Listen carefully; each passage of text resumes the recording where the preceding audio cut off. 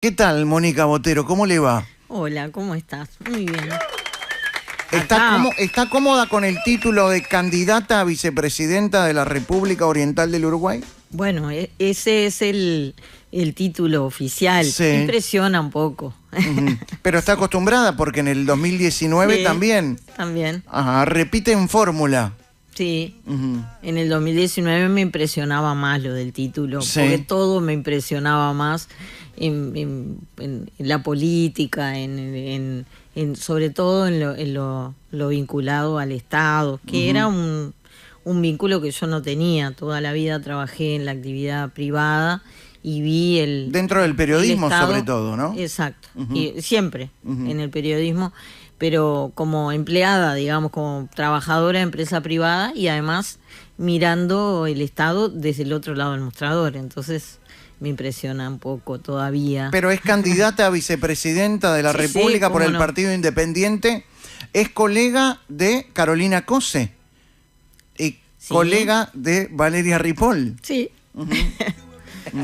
¿Qué tienen en común? ¿Tienen algo en común? Más allá Bueno, de que ser mujeres. Sí, lo evidente que somos mujeres y creo que también que estamos comprometidas con visibilizar el lugar de las mujeres en la política y en la actividad pública en general, que en el que hemos tenido poca participación, no en la actividad política, sí en los cargos, digamos, más visibles. ¿Qué tiene Mónica Botero que no tiene Carolina Cose?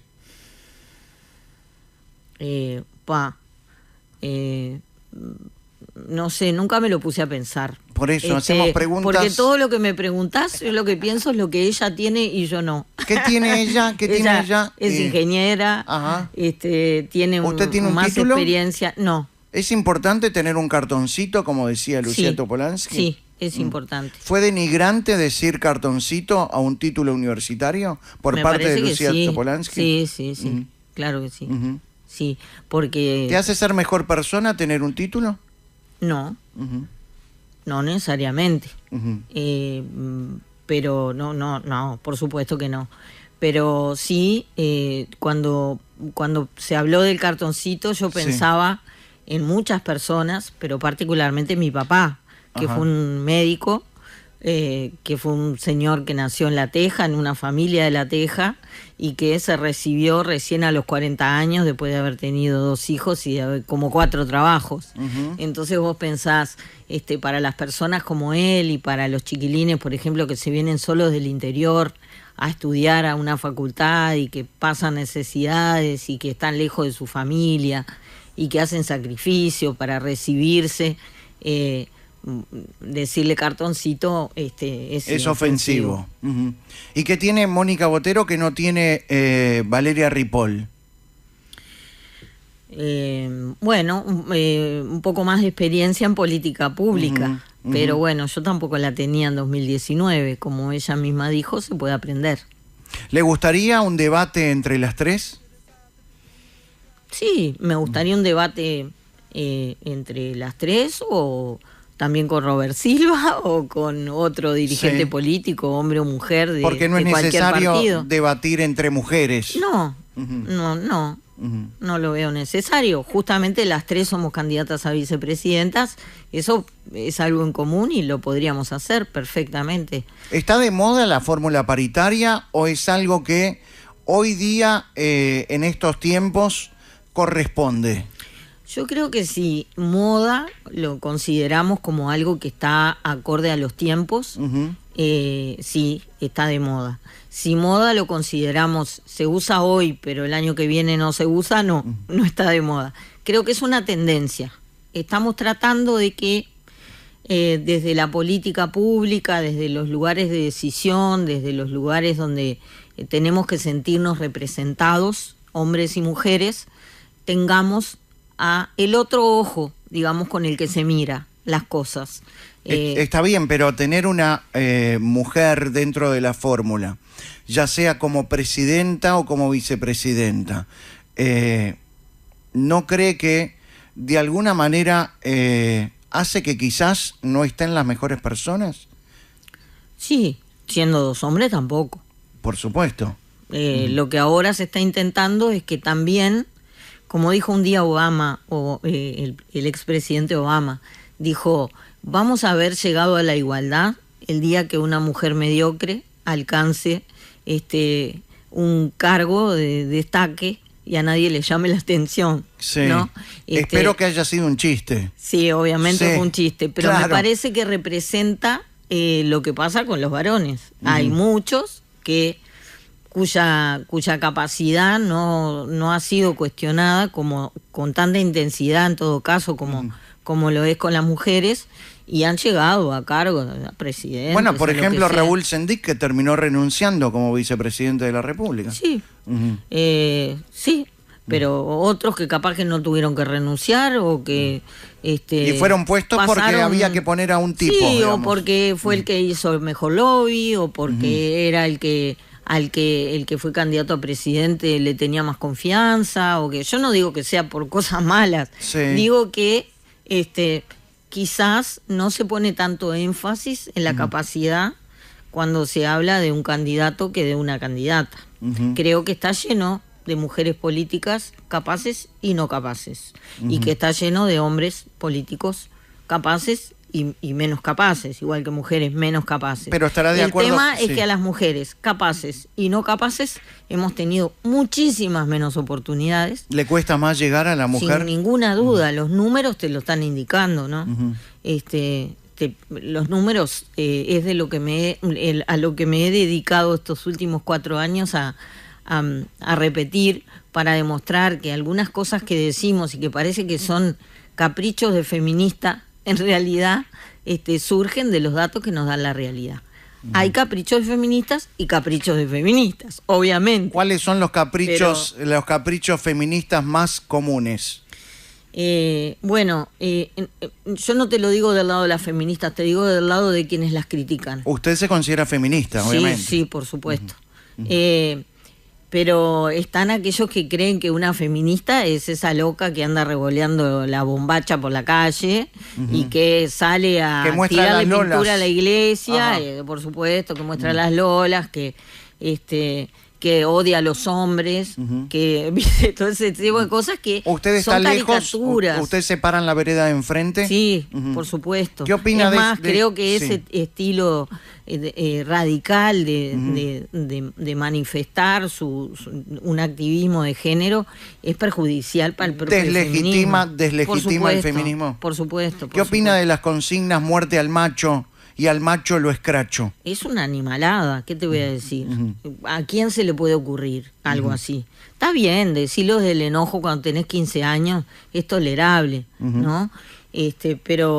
Pero bueno, admitir eso, o el silencio ante esas barbaridades, o manejar, porque muchas veces las mujeres mayores tenemos la responsabilidad de parar las manijas, y demostrar con números que la economía de un país sería mejor si integráramos a las mujeres en cargos de decisión, si le diéramos mejores oportunidades, que la democracia sería mejor si promoviéramos a más mujeres en la política, que no sé, las empresas sería mejor. Hay estudios pero que te salen por las orejas sobre el tema, que demuestran eso, no porque las mujeres seamos mejor, sino porque es mejor cuando se integran más visiones de cómo hacer las cosas y las experiencias personales. La experiencia propia de una mujer como tal es diferente a la experiencia de un varón, y está bueno que se integren esas dos experiencias. Es de eso de lo que habla el feminismo. Todo lo demás que le ponemos son decoraciones y chirimbolos que, bueno, cada uno le pondrá los que quiere. Recién hablaba de la iglesia o de aquellas situaciones incómodas que se vivieron en manifestaciones hacia la iglesia del Cordón, por ejemplo. ¿Usted cree que el feminismo se la ha agarrado con la iglesia católica? ¿Se ensañó con la iglesia? Bueno, se la agarró con la iglesia católica en muchos casos con razón. Digamos que las religiones, por lo menos en la forma que se les ha dado en los últimos, la religión católica básicamente, bueno, mejor ni hablemos del Islam. Del Islam, porque bueno, eso ya no da ni para considerarlo.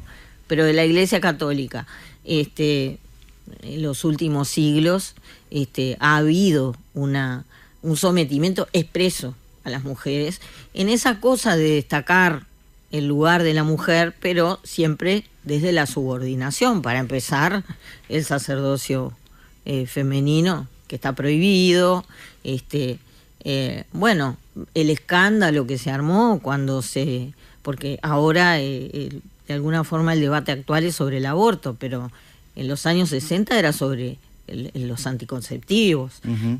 Capaz que nos olvidamos en los 80, en pleno SIDA, la Iglesia diciendo que era un disparate lo de promover el condón. La utilización del preservativo, sí. Entonces, bueno, si nos vamos más atrás, pensemos en la quema de las brujas, ¿no? En Juana de Arco y toda esa barra, en el hecho de que que se hubiera de alguna forma invisibilizado un montonazo de... Ahora uso mucho la palabra invisibilizado y me hace gracia porque yo no soy de usar esos términos, pero el otro día me lo dijo el presidente para hacerme un chiste. ¿El presidente de la República? Sí, Ajá. Se me pegó. ¿Se habla con el presidente de la República? Sí, claro, cómo sí. no. Bueno, ahora muchas veces nos comunicamos por WhatsApp porque él suele además... me mandó un mensaje para felicitarme por la nominación en el partido y le contesté y me volvió a contestar. ¿Y él puso perfecto? Tenga cuidado cuando él pone perfecto. No, me puso con todo. Con todo. Sí. Hablando de partidos políticos, el Frente Amplio se ha adueñado, y hablando del feminismo, ¿el Frente Amplio se ha adueñado, se quiso adueñar del feminismo? Bueno, sí, se quiso adueñar. Habemos unas cuantas mujeres políticas y no necesariamente políticas que reivindicamos al feminismo, no necesariamente desde el Frente Amplio, incluso a pesar del Frente Amplio. ¿Cómo a pesar del Frente Amplio? Bueno, hay todo un discurso ahora que se construye en que si sos feminista tenés que ser de izquierda. Sí. ¿Y cómo podés ser feminista estando fuera del Frente Amplio? Carolina Cose dijo, no se puede ser feminista y de derecha. ¿Está mal eso? Yo me considero una mujer socialdemócrata, de izquierda, de izquierda democrática. O sea que no creo que me caiga el sayo. Entiendo en qué sentido lo dice y en ese sentido me parece que está completamente equivocada. Ha habido grandes mujeres de la derecha, empezando por la gran y enorme Simone Weil, que fue la mujer que logró en los años 80, además de toda su trayectoria como ministra de Salud de Francia, que se aprobara la despenalización del aborto en ese país, y era de derecha. O sea que, y grandes otras conquistas mucho más para atrás que lograron mujeres que se reconocían de derecha. Pero además me hace gracia que el Frente Amplio y sobre todo el Partido Comunista, que es el principal sustento de Carolina Cose, ahora se llene la boca con el feminismo, cuando se burlaban de nosotras y decían, mirá ustedes que andan del brazo la burguesa con la empleada doméstica, eso yo no lo entiendo, eso de andar manifestando por los derechos de las mujeres, y que por supuesto nunca la revolución cubana, yo viví en Cuba 3 años, supongo que muchos de tus oyentes lo saben porque cada vez que me quieren atacar ponen una foto mía con Fidel en las redes y me encanta porque la publiqué yo esa foto, o sea que no estaba ocultando nada. Esos 3 años a mí me sirvieron para aprender muchas cosas y para que nadie me venga a decir nada que yo no haya visto con mis ojos. Y una de las cosas era que la condición de la mujer no les importaba nada. Y la única mujer que estaba en la dirección en el Partido Comunista y en el gobierno en los años 80 era la mujer de Raúl Castro y nadie más. Entonces, cuando el Partido Comunista habla tanto sobre el feminismo me hace gracia. Y cuando hablan de diversidad, ni te digo, todavía, ya no en Cuba, que tenían campos de concentración para los gays, sino acá, cuando en los 80 todavía un hombre gay, y una mujer ni te digo, no podían declararse como tales, porque se los expulsaba.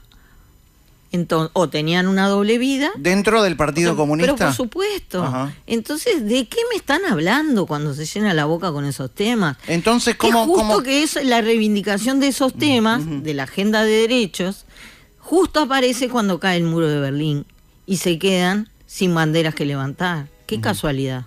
¿Usted cree que Carolina Cose es feminista? Sí, yo creo que sí, que ella tiene prácticas de una mujer que busca una autonomía y una independencia personal y que en los últimos tiempos le ha interesado también declararlo y promoverlo. En los últimos tiempos. Al principio la conocí, el tema me parece que mucho no le interesaba. Capaz que ahora es una conveniencia, sobre todo por tener el aparato comunista detrás. Es muy probable. No, antes de tener el aparato comunista también. ¿Usted vivió 3 años en Cuba? Sí. ¿Y por qué fue a Cuba a vivir? Bueno, yo en el año 85 tenía 21 años. Y venía... El año en que volvió la democracia al Uruguay. Yo la transmisión del 1 de marzo sí. de la toma de posesión del doctor Sanguinetti la vi allá, estando allá. Pues me fui en febrero. Y era una invitación que nos hicieron a 2 periodistas uruguayos para ir allá a pasar 3 meses en un curso sobre la nueva información, los nuevos estilos de información, etcétera, etcétera. Usted era una mujer de izquierda en ese momento. Sí, claro, pero yo militaba en la lista 99 con Hugo Batalla, que fue con quien, mientras milité con él, porque después ingresé como periodista profesional y obviamente dejé la militancia. Siempre estuve muy cerca de Hugo, pero toda esa historia de ir a Cuba, a los que nos criamos en dictadura, y donde entendés que si los malos eran esto, los buenos tenían que ser aquellos, y tenías mucha curiosidad por conocer ese mundo que de alguna forma era el otro lado de la cortina de hierro. Sí. Y vos querías ver qué era. ¿Y qué vio? Y te deslumbra. Obviamente que me deslumbró, ¿no? Toda esa mística. No, me parecía maravilloso. En esa época usted sentía que estaba en el lugar que había soñado. Sí, y aparte era como ingresar a otra dimensión. Se decían palabras que nosotros acá teníamos prohibidas.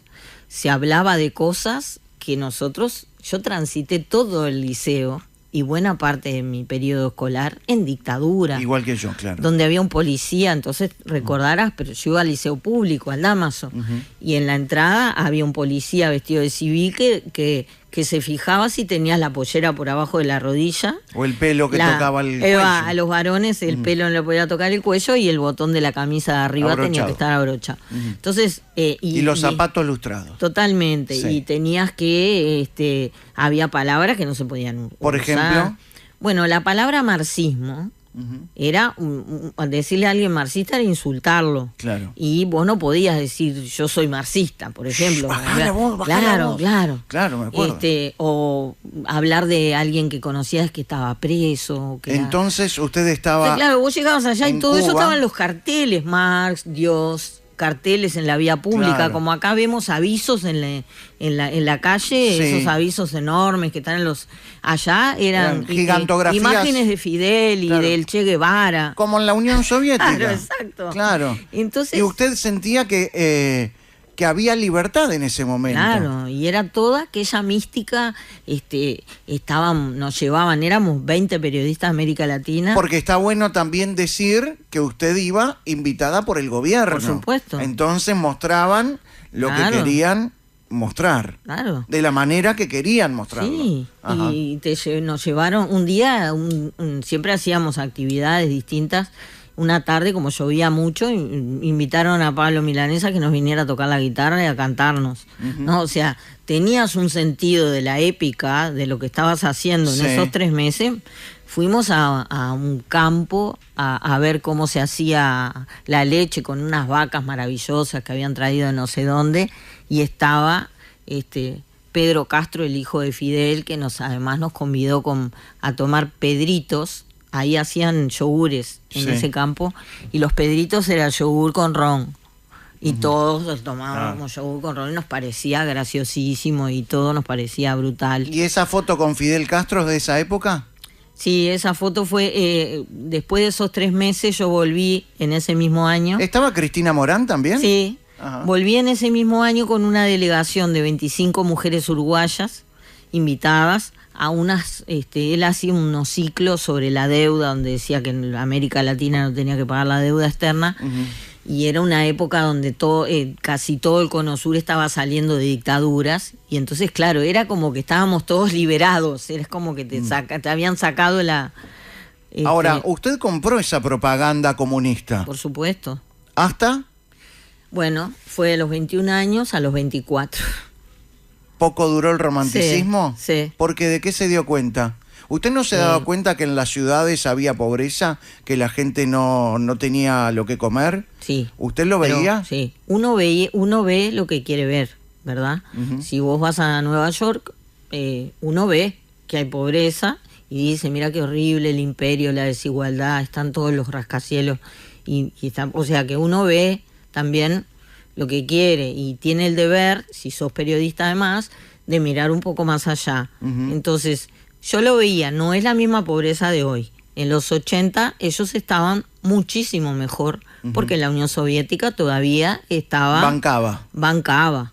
Entonces llegaban paladas de plata. Después tuvieron un periodo muy jorobado, que ellos llaman el periodo especial, que era cuando comían flores, y donde se desató la prostitución, la explotación sexual, una cosa espantosa. Y después vino Chávez, y ahí tuvieron una especie de... los rescató un poquito, ahí 4 o 5 años que mejoraron.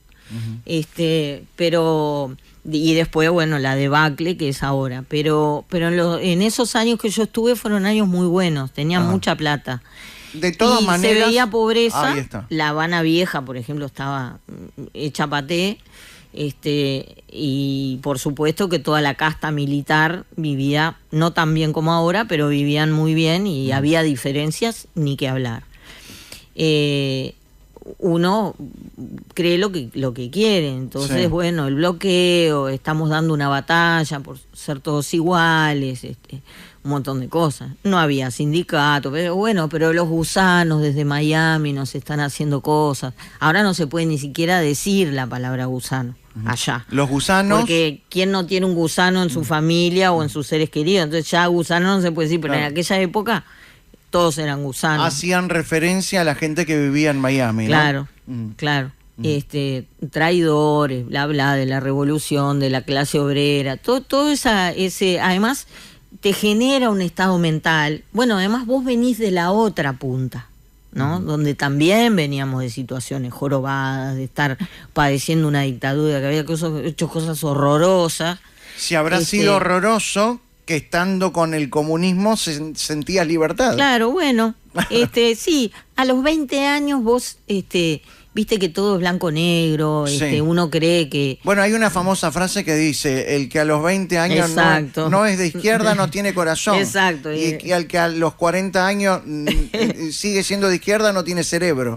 Sí, algo así. Yo no estoy convencida porque me sigo considerando una mujer de izquierda. Ajá. Pero, digamos, de la izquierda democrática. Y con el paso del tiempo, ¿le da un poco de vergüenza esa foto que se sacó con Fidel Castro? No, para nada. Todo lo contrario. Digamos, está bien, pero ¿no deja de ser un dictador, un asesino? Sí, por supuesto. Ajá. Por supuesto, pero fue una experiencia de vida que no la cambio por nada. Es raro igual. Y que además me permite poder contar un montón de cosas y decir, a mí no me digas cómo son las cosas. En ese momento, el relato, como se dice ahora, en ese momento no se usaba solo para el fútbol. El relato era que ellos eran revolucionarios, que era un líder revolucionario, que era un héroe de América Latina. Nadie le decía dictador en ese momento a Fidel Castro, ni siquiera los partidos tradicionales en Uruguay, ¿no? O sea, era otra época y otra cabeza la que uno tenía. De todas maneras, bueno, después me quedé ahí porque me contrataron en la agencia de noticias. De noticias. Y bueno, salía mucho, no estaba todo el tiempo ahí. Iba enviada como a cubrir cosas a otros países. y no era que estaba todo el tiempo, pero llega un momento en que uno dice, no, esto, y... Usted entonces lo vivió con Sí. otra cabeza, con otra visión, pero hoy con el paso del tiempo se ha dado cuenta que ha estado al lado no de un revolucionario, sino de un dictador, Totalmente. de un asesino que hambrió a su pueblo. Totalmente. Ujú. Y eso, lo que yo pienso es que cualquier populista que viene con mensajes de Salvador y que viene a hablarle a las entrañas de la gente, generando odio, para un lado, para el otro, no me importa para dónde. Cualquiera que viene con ese discurso de Salvador, de superlíder, de padre de la patria, en Cuba se decía Fidel es nuestro padre, lo decían todos, de izquierda, de derecha, del medio, de arriba, de abajo, me parece repudiable. Y voy a tratar de demostrar que no hay que apoyarlo, sea quien sea. Lamentablemente han seguido apareciendo en América Latina con distintas formas. Ya no es como líderes de una revolución armada. Hoy es como líderes de las redes sociales, como líderes de un movimiento, como líderes de no sé el qué. Me dan un miedo. Y por supuesto, como Hitler, muchas veces llegan por el voto popular. Pero por favor. ¿Usted está pensando en Milei cuando habla? Mirá, pienso en Chávez, pienso en Bukele, pienso en este hombre, en Evo Morales, pienso en Correa, pienso en Milei, pienso en esta señora que está en Italia, pienso en... Chávez ha estado muy cercano a los gobiernos del Frente Amplio. Sí. Y ha ayudado muchísimo económicamente y ha hecho negocios el Frente Amplio con Sí. ¿Usted cree que esos negocios tienen que ver con negocios poco transparentes? Poco transparentes, creo que nadie tiene dudas de que han sido. Yo no estoy diciendo de qué tipo. Pero poco transparentes han sido en la medida en que la que entonces era la oposición en su momento, muchas veces reclamó que se formaran comisiones investigadoras o que se explicaran y siempre se negaron a hacerlo. En esa medida me parecen poco transparentes. ¿Tabaré Vázquez se mostraba así como un salvador, como un padre? Un poco sí, pero a la uruguaya, ¿no? Con un liderazgo muy fuerte que apelaba mucho al encantamiento.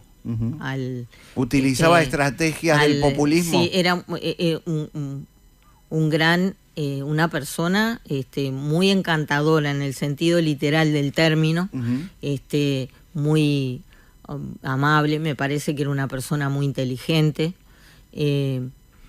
y algunos aspectos, yo creo que los líderes políticos, obviamente que todos, yo sí me considero política y no reniego de eso, pero no creo que sea una líder, pero los líderes en serio, los grandes y los que estuvieron construyendo la historia, un poco de populismo tenés que tener, un poco de apelar a los sentimientos, al hecho de que te presten un poco la confianza, y te entregan, mirá lo que te entregan,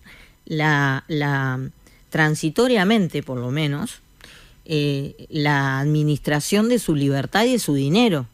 Entonces, evidentemente te están pidiendo que confíes, y la confianza muchas veces puede ser por una vía racional, pero también puede ser por una pasional, vía más afectiva. Claro. Entonces, en la medida en que eso sea manejable o razonable, lo entiendo. Y creo que en Uruguay eso con altos y bajos se ha dado así. Mónica Botero, usted que es candidata a vicepresidenta de la República por el Partido Independiente, que ha estado en Cuba y que ha sabido la realidad y ha entendido la realidad, ¿usted cree también que Maduro es un dictador? Pero por supuesto, ¿no? Que no creo hay, que nadie puede considerar otra cosa. No hay democracia no, cuando no hay libertades, cuando hay presos políticos, cuando... Por supuesto. Para empezar, será que nosotros, la parte épica de mi vida, que es ese esos 3 años está todo bárbaro. Pero yo trabajé 29 años en el semanario Búsqueda. De ellos 12 en Búsqueda y 17 en Galería. Pero la forma de hacer periodismo y la forma ética de encarar el relato, la transmisión a la gente de nuestra comunidad es la misma. Y una de las cosas que quizá tengo esa impronta tan fuerte, ¿no? Una de las cosas que con las que se miden las democracias es si tenés o no tenés libertad de prensa. Nadie puede pensar que en Venezuela hay libertad de prensa, pero después estamos hablando de todas las demás libertades conculcadas. La gente no es imbécil. Hay 6 millones de venezolanos que emigraron del país. Hay muchos venezolanos en nuestro país. ¿Quién se va porque se divierte de su país? Si no es porque tiene una enorme oportunidad o porque te enamoraste perdidamente. Igual te vas a vivir donde sea, ¿no? Si lo consideras así, o porque tiene una oportunidad laboral maravillosa. Pero la gente que está saliendo de Venezuela no creo que sea por esos motivos. Entonces, ¿por qué es? ¿Son masoquistas? ¿Por qué el Frente Amplio sigue idealizando o romantizando las ideologías de izquierda, el régimen comunista, Chávez, Maduro? ¿Por qué? No lo sé, estaría bueno preguntárselo. Ahora no está mostrando una vocación democrática, lamentablemente, apoyar esas animaladas. ¿Y el Partido Comunista de nuestro país apoya esas animaladas? No solamente apoya esas, sino que no ha hecho ninguna autocrítica respecto a la Unión Soviética que apoyaron y defendieron durante prácticamente un siglo. Usted dijo una vez que el Partido Comunista del Uruguay, tener un Partido Comunista en el Uruguay es un escándalo. Sí. En Europa está prohibido. O sea, se llaman de otra manera, porque la gente se siente incluso ofendida, lastimada de que haya un cartel que diga vote al Partido Comunista. Estamos hablando de la historia del comunismo en el mundo que ha matado a mucho más gente. Muchísimo más que Hitler. Hitler era Caperucita Roja. Bueno, no, ni tanto. No era nada Caperucita Roja. Pero estoy hablando, si lo medimos en número de personas, sí, y en tiempo también. ¿Qué piensa? Porque el horror de la Unión Soviética duró hasta el año 89. ¿Qué piensa exactamente? ¿Qué piensa que hay un monumento con una hoz y un martillo en el departamento de 33 y que Carolina Cose se saca una foto orgullosa al lado de una hoz y un martillo? ¿Qué te parece? Que me parece horrible. Explíqueme por qué le parece horrible. Bueno, ese es el símbolo de la opresión más grande que sucedió en el mundo civilizado y que duró más tiempo, que mató más gente, que conculcó más libertades, que combatió más a la libertad de pensamiento, a la libertad de las personas, no solo de ese país, sino también, primero, de todos los países que sometió para que integraran la Unión y de todos los demás de Europa del Este. Y, por supuesto, que promovió tragedias en nuestra región también. Ahora, si tenemos toda esa información, ¿cómo Carolina Cose se abraza al Partido Comunista para llegar a la presidencia a través del Frente Amplio y ahora que no logra la presidencia, sigue abrazándose al Partido Comunista, siendo candidata a vicepresidenta? O sea, el Partido Comunista está muy cercano al poder en nuestro país por el lado de la izquierda. Sí, no es solamente Carolina Cose. No, bueno, la diputada Melgar dice que en Cuba no hay dictadura, por ejemplo. Bueno, ¿y qué le voy a contestar?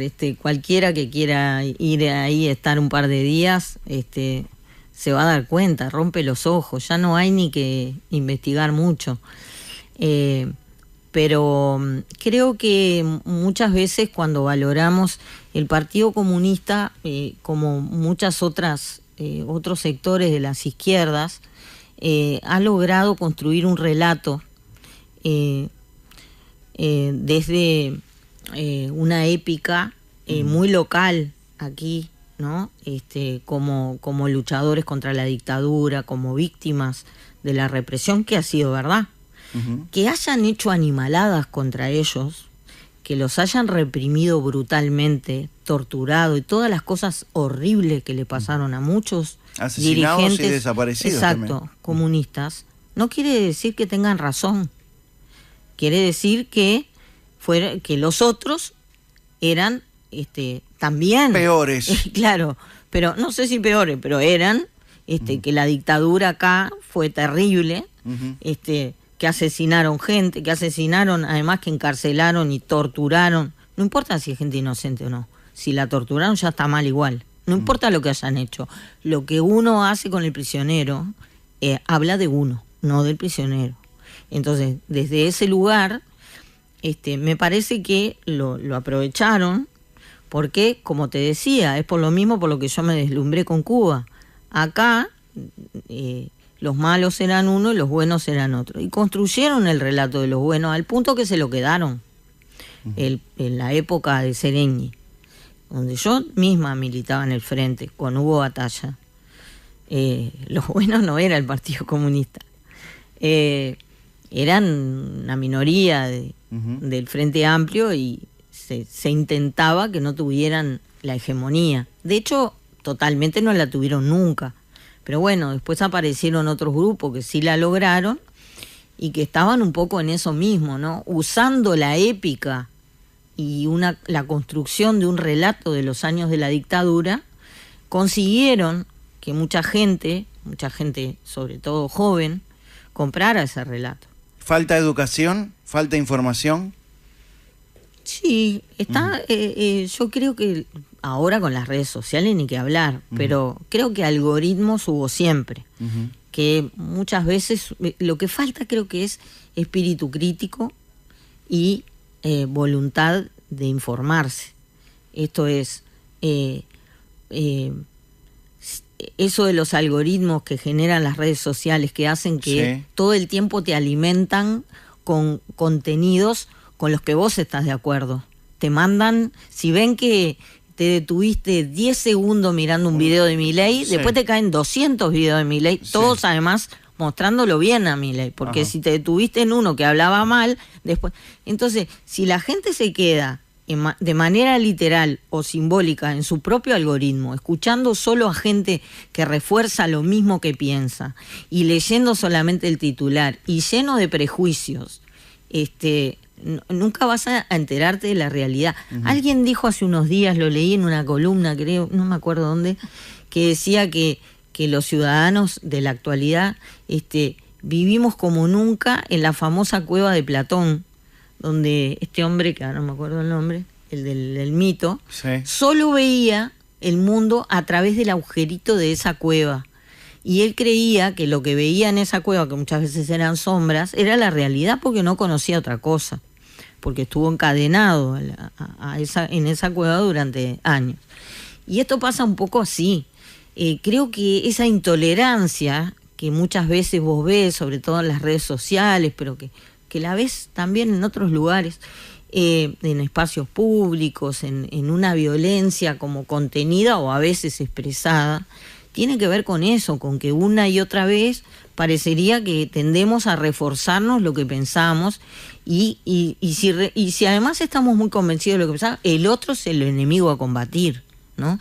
Está esa cabeza que yo le llamo peronista, quizá no es así, pero creo que se entiende, de que el otro siempre es un enemigo a combatir y a suprimir. Con el otro no puedo convivir. Con el otro siempre es el enemigo. Digamos entonces que hay gente que está a favor del pensamiento único y no le interesa escuchar la opinión o el pensamiento de los demás. Sí, creo que ni siquiera está a favor, que es una es lo que conoce.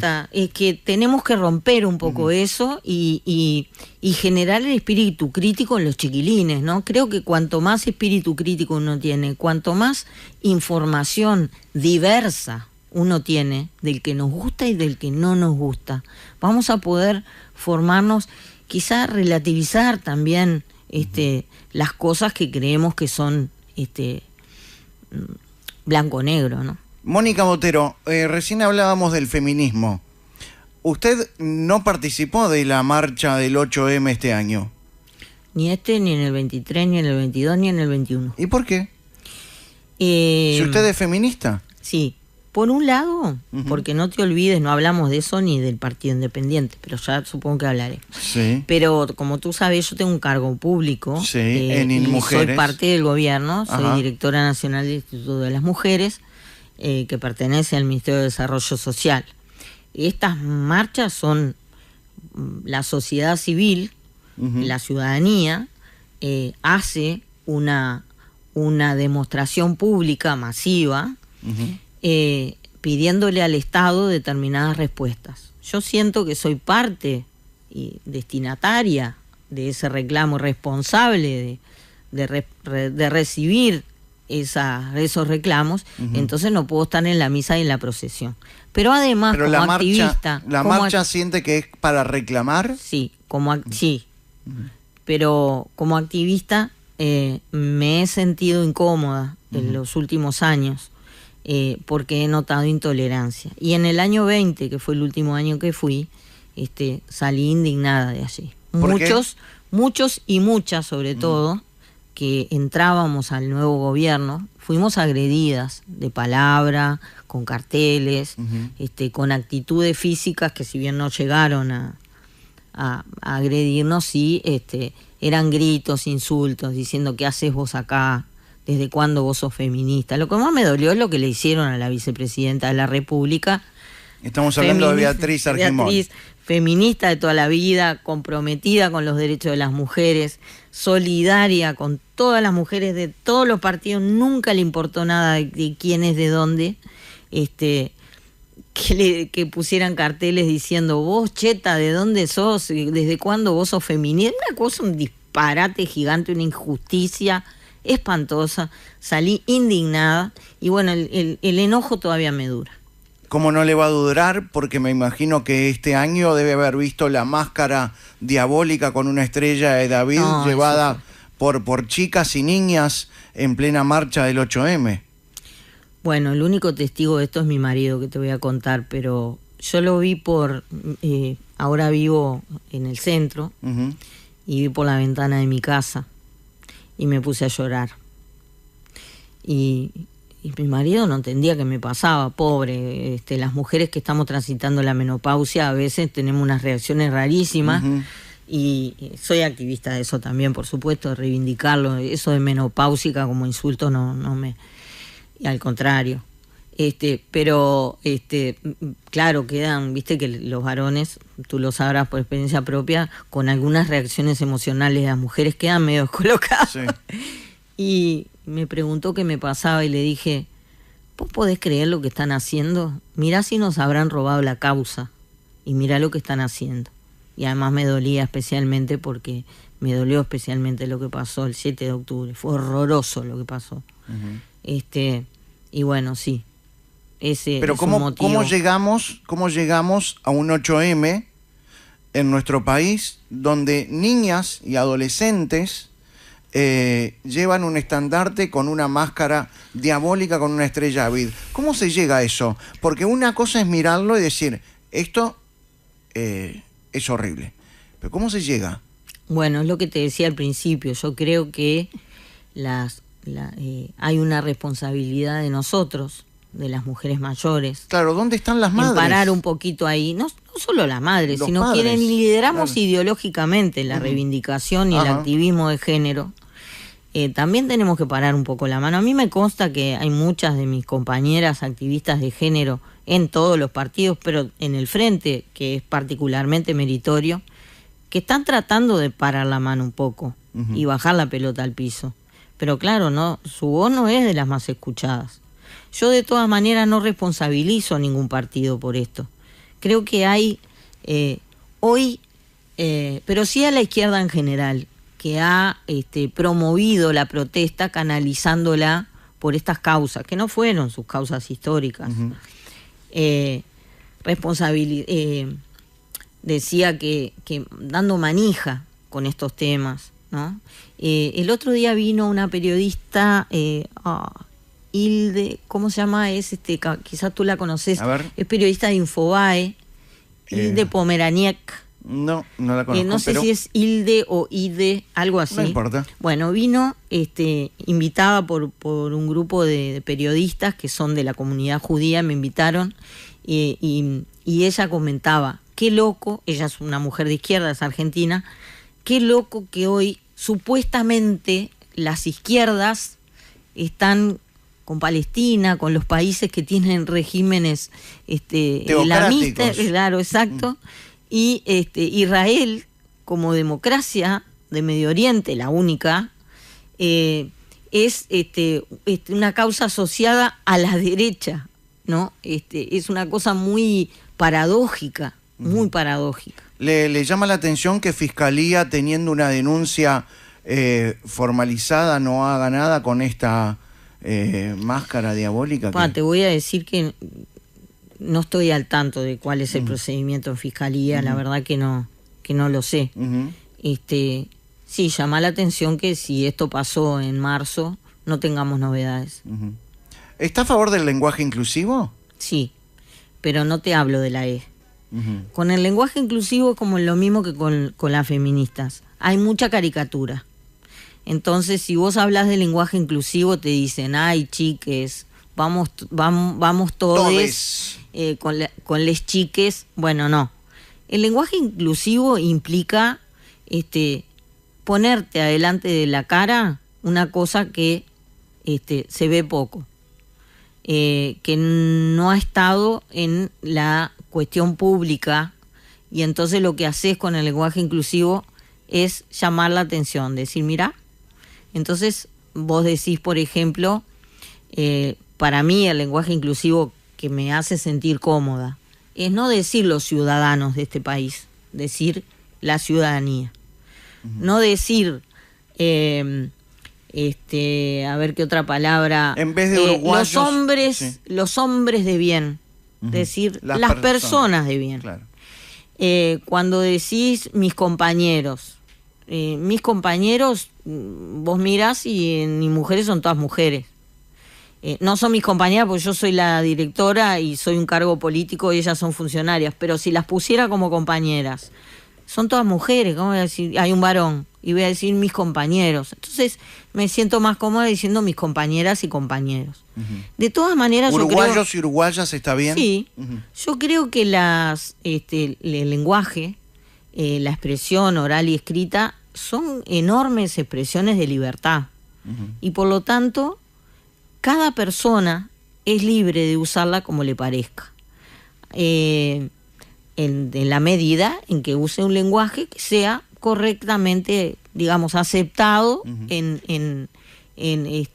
por lo corriente, que no estés inventando cosas raras, pero que te sientas cómodo o cómoda usándolo. ¿El uso de la X es una cosa rara? Sí. Horrible. Sí, a mí me parece que no corresponde para nada. Creo que además se está dejando un poco ese uso. A veces es para no poner todo, yo qué sé, chicas y chicos, pero bueno, pero tómate el trabajo, no te hace nada agregar una palabra. Si querés, es la cosa más libre del mundo el lenguaje. A mí me representa la forma de hablar. Una persona, vos la escuchás hablar 3 minutos y más o menos la sacás en un montón de aspectos. Entonces, bueno, es porque te expresa lo que vos estás pensando. Bueno, a mí, lo que yo estoy pensando me expresa decir niños y niñas. Pero si otro quiere decir niños, yo no me siento con la potestad de obligarlo a que diga de otra manera. Después entro en la discusión de la Real Academia, que me hace una gracia el otro día. Bueno, la primera mujer que integró la Real Academia Española, o sea, la que nos dice que lo que está bien y lo que está mal de nuestro lenguaje, entró en el año 86. Y creo que hoy, de todas las letras, viste que los miembros son, que cada letra del abecedario, hay 3 o 4.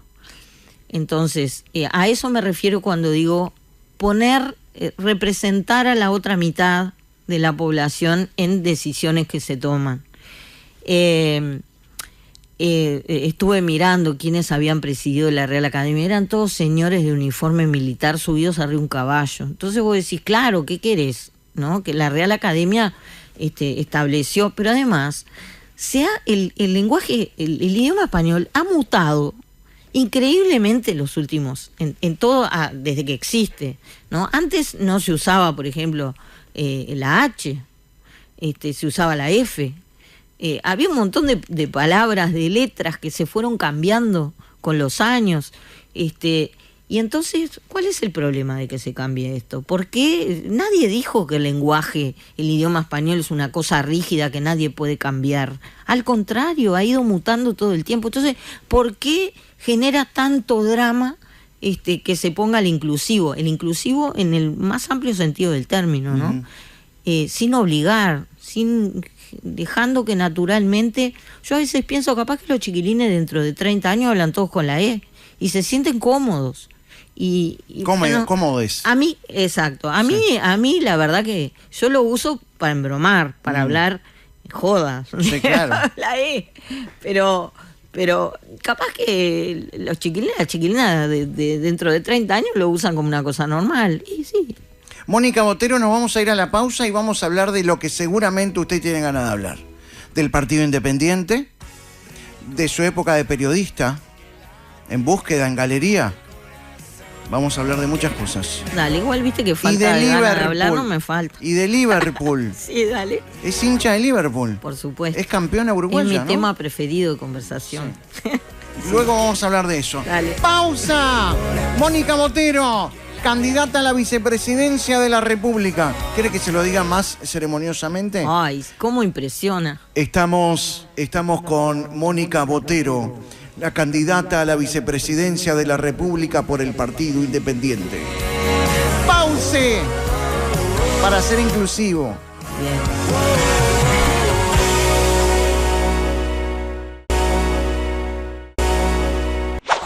31 son los minutos que van de las 6 de la tarde. Estamos con... ¿Quién es usted, perdón? La candidata a la vicepresidencia de la República por el Partido Independiente. Mónica Botero. Pero tuvo toda una vida en el periodismo. Sí. ¿Usted ingresó en el periodismo en el año 83? Sí. Uh-huh. Y en el año 83, ¿por qué se ha volcado al periodismo? ¿Cómo le nace esa beta periodística? Cuando tenía 13, 14 años, siempre fui muy futbolera, mi familia está vinculada al fútbol, uh-huh. Por un lado de Nacional y por otro de Liverpool. Yo me volqué para el lado de Liverpool. Uh-huh. ¿Por el barrio? Como verás, siempre voy contra las grandes mayorías. Sí, ¿pero por el barrio? Sí. ¿Por Belvedere? Sí, mi papá era de La Teja, uh-huh. Pero sus amigos estaban en Belvedere, que bueno, es el barrio de al lado, y desde adolescente se vinculó a Liverpool, jugaba en las inferiores y después fue médico del equipo y dirigente durante muchísimos años. ¿Y usted iba a la cancha y gritaba? Sí, por supuesto. ¿Insultaba? Ay, sí. ¿Sí? La verdad que sí. De chica iba y en la época en que una niña flaquita, 1 metro... igual que ahora, ¿no? 1,50 m y poco, sí. Podía gritar y no pasaba nada, ¿no? Uh-huh. Era una forma de expresar. Pero las mujeres hoy gritando, insultando en la cancha generan mayores reparos que un hombre haciendo lo mismo. Quizás sí, uh-huh. Seguramente, porque estás yendo contra lo que se espera de vos. Claro. Probablemente uno mira y dice, sí. ¿qué hace esta mujer insultando, gritando? Probablemente sí. Uh-huh. Muchas veces va a hacer catarsis uh-huh. al fútbol y yo estoy totalmente en contra de las expresiones de violencia, creo que han arruinado la posibilidad de ir a las canchas. ¿Es un paradigma machista el fútbol? Sí, uh-huh. Sí. Pero perfectamente porque se generó eso. Uh-huh. Ahora, por suerte, esa tendencia se está tratando de revertir, de no solamente pluralizar. Las hinchadas, sino también con el fútbol femenino. Claro, uh-huh. Hoy, bueno... ¿Qué cosa más tradicional de los lugares de cada género que ellos estén en la cancha jugando y nosotras estemos afuera mirando? Uh-huh. ¿No? Hoy nosotras también estamos adentro jugando y ellos, ojalá mirando. Cada vez más, vayan a mirar. Uh-huh. Perdón, ¿cómo celebró el primer campeonato uruguayo de Liverpool? Maravilloso. Estaba con mi mamá. Uh-huh. Mi mamá en la pandemia, como tantas personas mayores, se fue a vivir a nuestra casa de balneario en Cuchilla Alta. Uh-huh. Y yo estaba allá con ella y su esposo, que es hincha de River, pero nos acompaña igual. Dice que además en su vida tuvo 3 mujeres y las 3 eran hinchas de Liverpool. Y festejamos como locas, y allá solitos, ¿no? Todos, porque no hay mucha gente en invierno. Y creo que era casi verano. Y bueno, y mi madre tiene la costumbre de poner, cada vez que Liverpool sale campeón, pone la bandera en la puerta de casa y la deja allí hasta que... y ya la puso 5 veces, porque campeón uruguayo de todo el año fue la primera vez, pero habíamos ganado 5 campeonatos. ¿Le ve a Palma proyección política? No, yo creo que no, me parece que no le interesa. No. ¿Le molestó? Y además mejor que no, que se quede ahí. Que se quede en Liverpool. ¿Le molestó que no haya permitido el ingreso de la pancarta We Remember para concientizar sobre el Holocausto? ¿Palma fue el que negó eso? Bueno, yo no diría que me molestó. Me hubiera gustado que entrara la pancarta, como otras.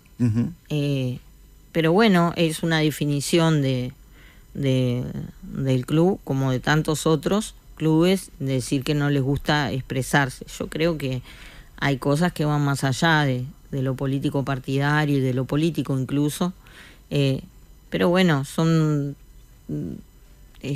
decisiones del club. ¿Cuál es el clásico con Liverpool?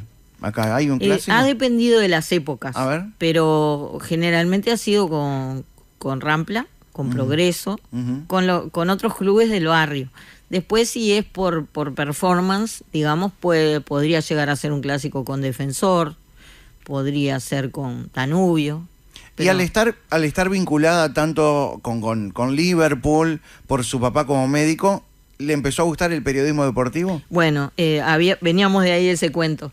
Me encantaba el fútbol, evidentemente tuve siempre una inclinación por escribir, porque paralelamente a que me gustaba el fútbol, iba a la Escuela Nacional de Declamación, donde aprendías a decir poesías, a analizar la poesía, un montón de cosas, y a escribir.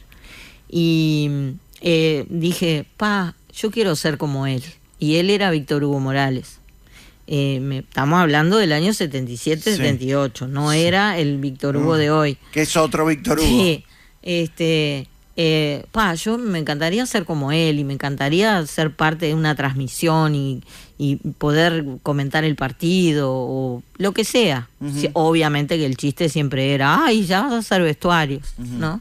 Cada vez, me convertí en periodista deportiva porque gané un concurso en la revista El Gráfico, que era para adolescentes, y saqué el primer premio, y entonces con ese recorte, el tribunal era del Gráfico, era el director del Gráfico, era Menotti, y era, ¿te acordás de Muñoz? José María Muñoz. Exacto. Ajá. Entonces estaba... ¿El Gráfico Argentina? Gráfico Argentina, claro. ¿Y lo ganó? Era el único que había en esa época, año 80, sí, claro. 81.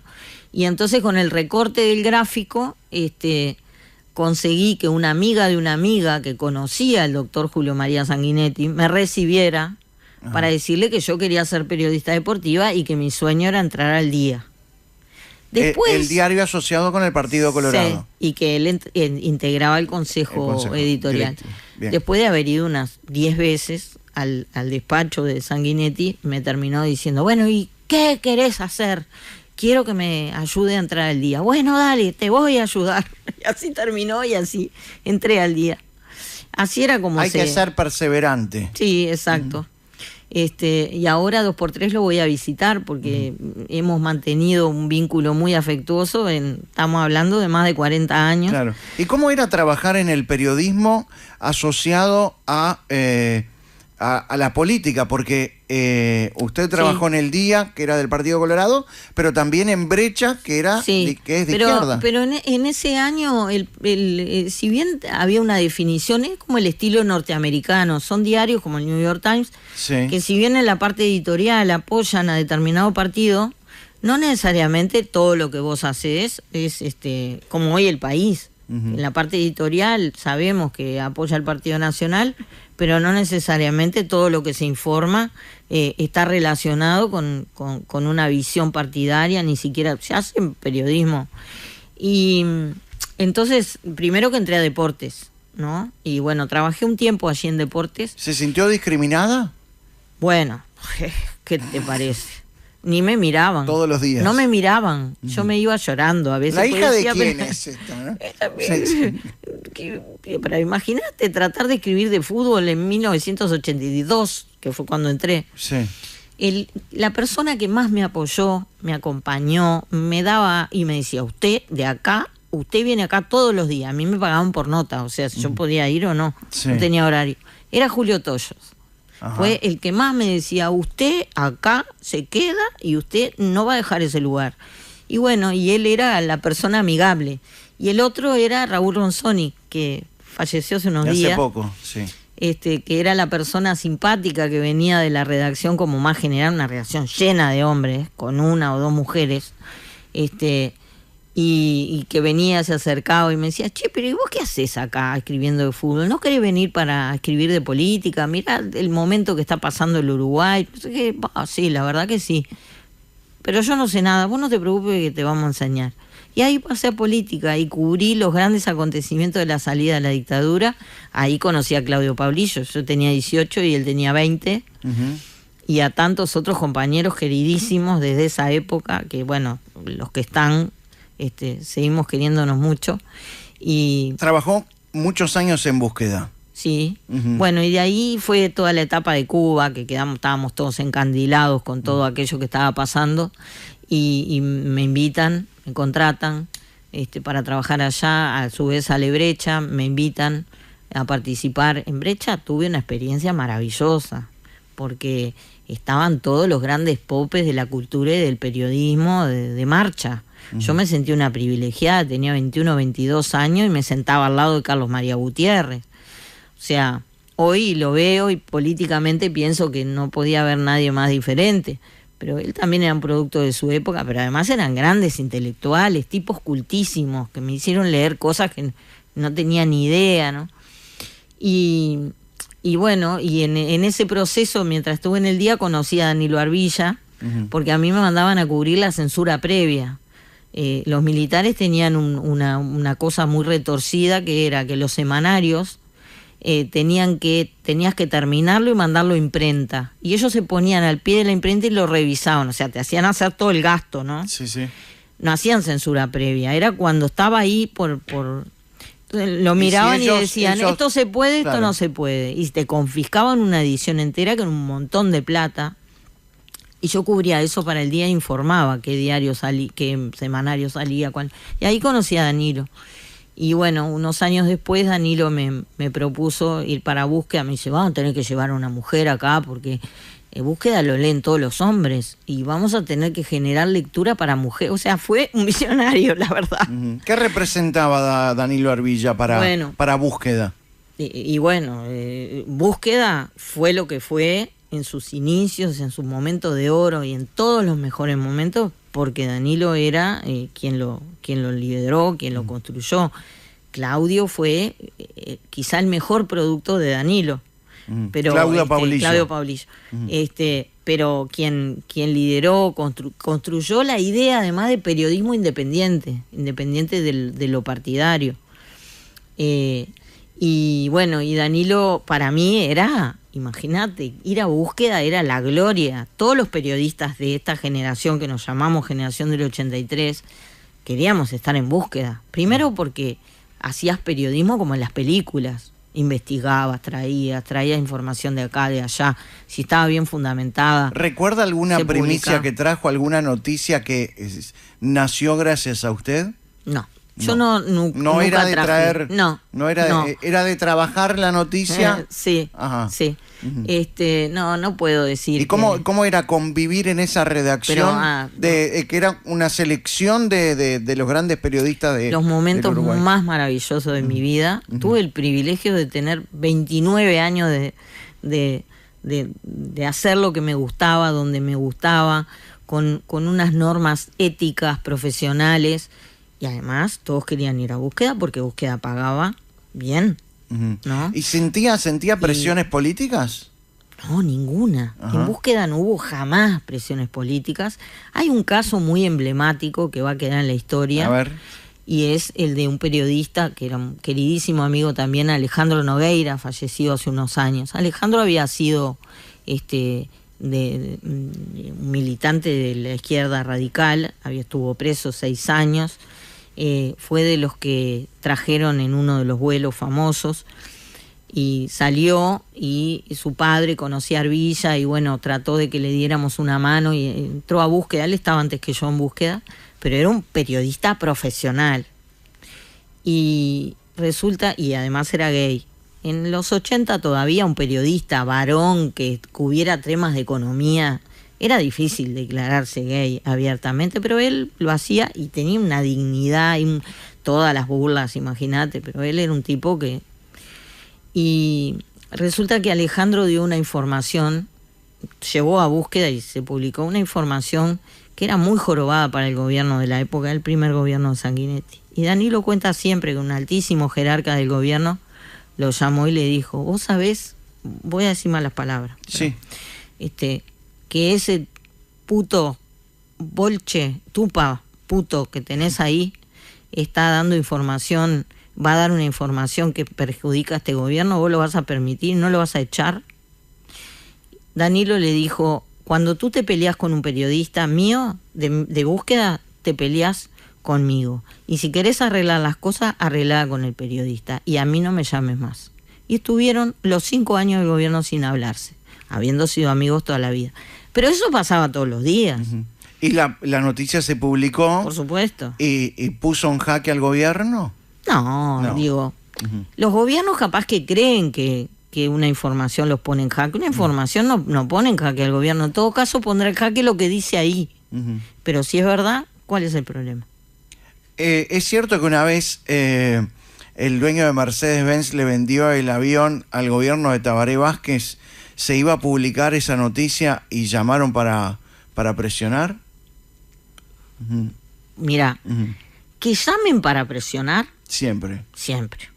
Y llamaron sí para presionar.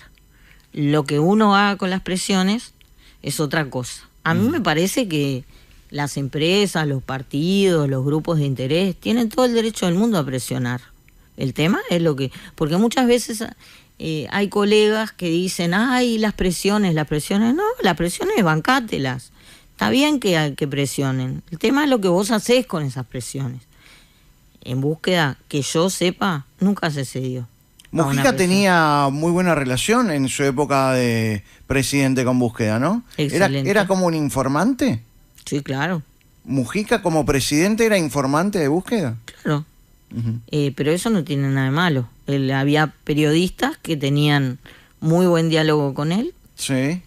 Conversaban con él. ¿Y él llamaba toda la semana y decía, tengo una noticia para ustedes? No, los llamaban los periodistas, como llamaban a todos. Ajá. ¿No? Llamaban a Mujica como llamaban a todo el mundo. Unos le daban más y otros le daban menos.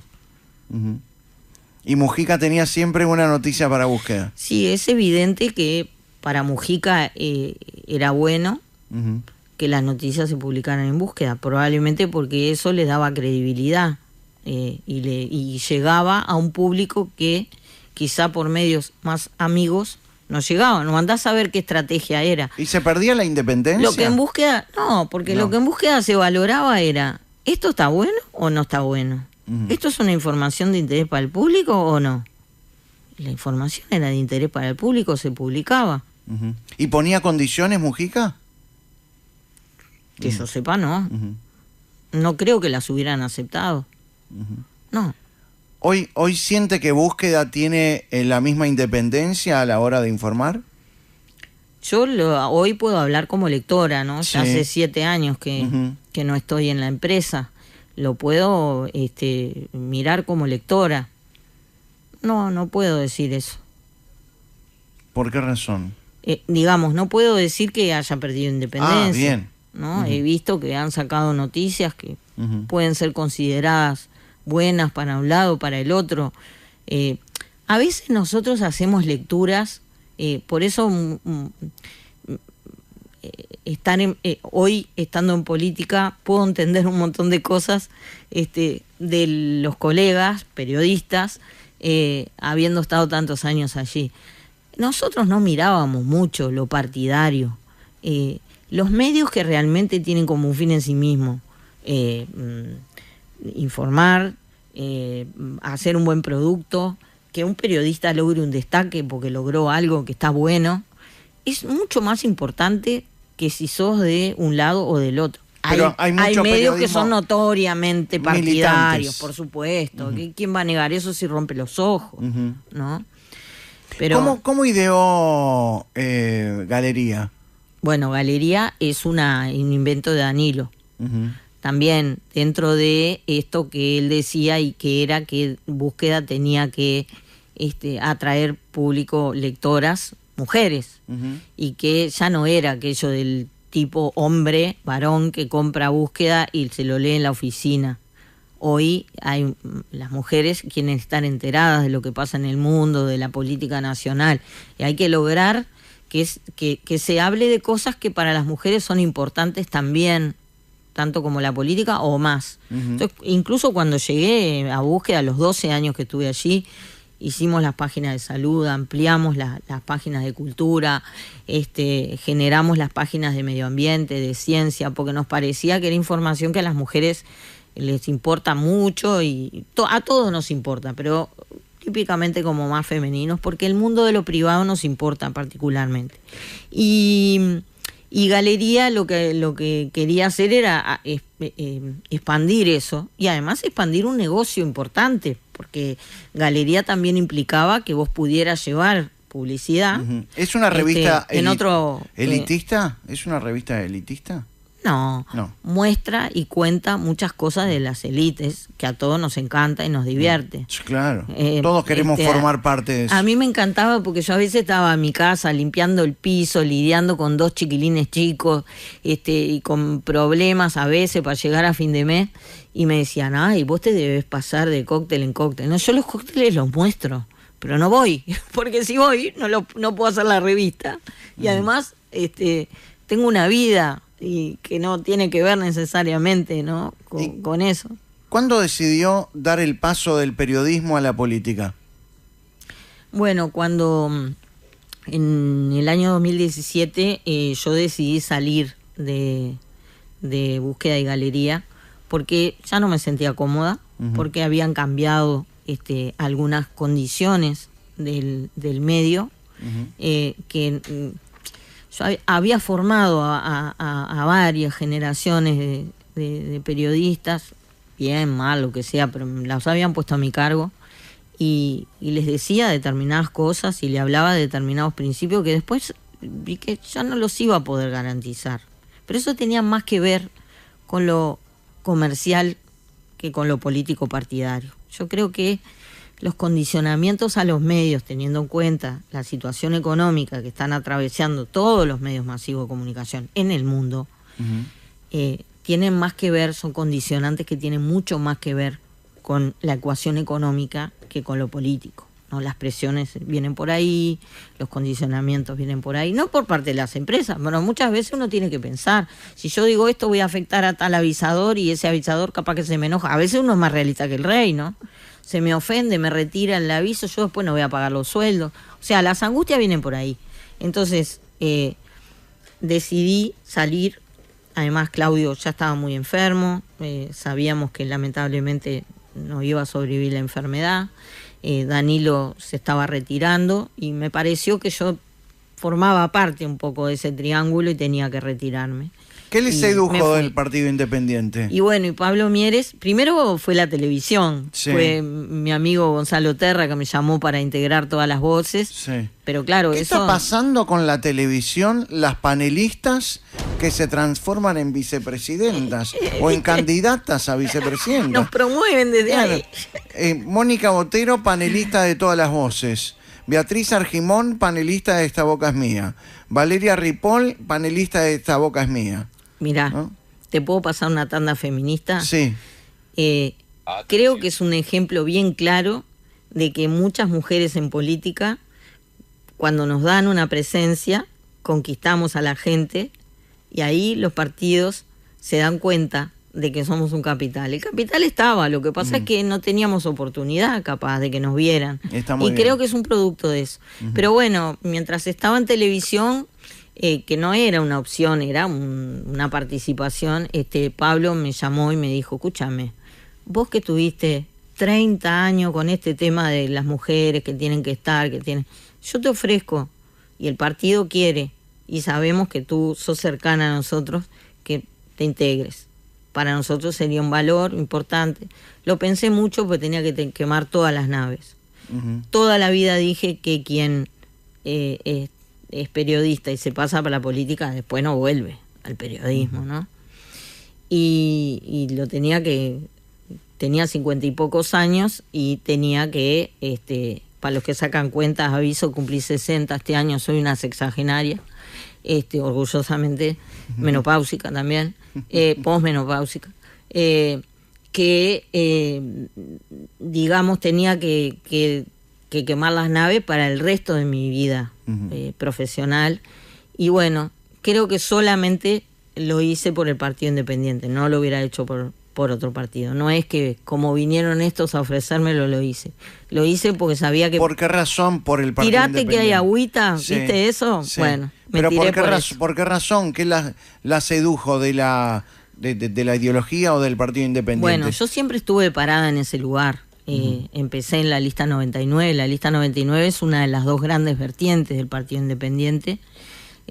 Las ideas de la socialdemocracia, de una democracia de mercado, con un Estado que se haga presente donde se necesita y que esté por los más necesitados y por la gente más vulnerable, porque es la forma también de que salga adelante toda la comunidad. Pero con un mercado y con los principios de la libertad y del respeto a la democracia por sobre cualquier otra cosa. Y bueno, esas banderas son del Partido Independiente porque las traen de la lista 99, las traen del Partido Demócrata Cristiano. El otro día un compañero dijo, yo que soy un independiente nativo, porque ahora desde 2002 para acá podés haber sido solo del Partido Independiente, creo que son banderas que el Partido Independiente tiene, y donde yo me sentía absolutamente cómoda, salvo ese lapsus de 3 años que te contaba hoy, siempre estuve parada ahí y por lo tanto no me costó nada. El Partido Independiente hoy forma parte de una coalición. Sí. Donde también convive con partidos como Cabildo Abierto. Sí. ¿Son los socios de la coalición que menos relación tienen? Probablemente sí. No sé cómo será la relación con Cabildo Abierto de los otros partidos de la coalición. Es probable, no sé. Tenemos poca relación, eso es verdad. ¿Por qué razón? Porque no... Bueno, nosotros hay un montón de temas en donde no tenemos ni acuerdo ni... ¿No se sienten cerca? ¿Se sienten más cerca del Frente Amplio que de Cabildo Abierto, que es socio de la coalición? No, ni una cosa ni la otra. Ajá. Nosotros creemos que tenemos un perfil propio, que es el de una socialdemocracia, con ideas de estímulo al crecimiento productivo, que por ahí es por donde se pueden hacer políticas sociales. Sin crecimiento económico es muy difícil, lo que haces es endeudarte y por lo tanto jorobar más a la gente que supuestamente querés beneficiar, y con un respeto irrestricto a la libertad, a los derechos humanos, a la libertad de expresión. Eso somos nosotros. Con todo ese bagaje y la historia que hemos ido construyendo, que demuestra que eso es así, que no es una declaración, ni que estamos viniendo como ninguna novedad, ni ninguna cosa rara. Eso hemos sido desde el principio, incluso antes de que existiera el partido. Los dirigentes estuvieron parados en ese lugar desde siempre. Bueno, con todo ese bagaje nosotros acordamos firmar, suscribir el compromiso por el país que nos propuso quien hoy es el presidente de la República, y en esos puntos trabajar juntos, en la coalición. ¿Usted se imaginaba la coalición unida hasta el fin del gobierno, hasta el fin del mandato? Me daba algunas dudas.